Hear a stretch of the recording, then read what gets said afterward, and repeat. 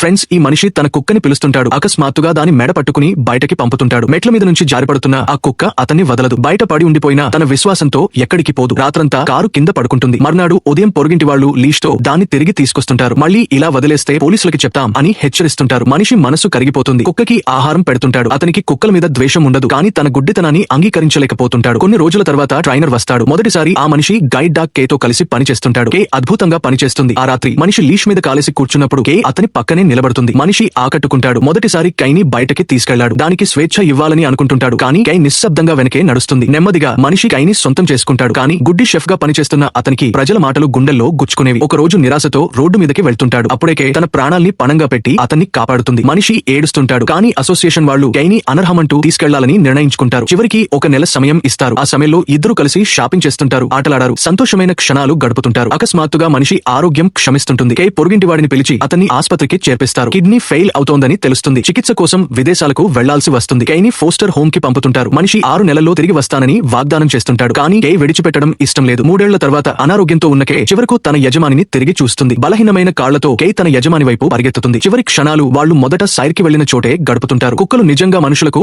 అత్యంత విశ్వాసపాత్రమైన సహచరులు. మీ దగ్గర కూడా ఇలాంటి డాగ్ ఉందా? కామెంట్ చేసి చెప్పండి.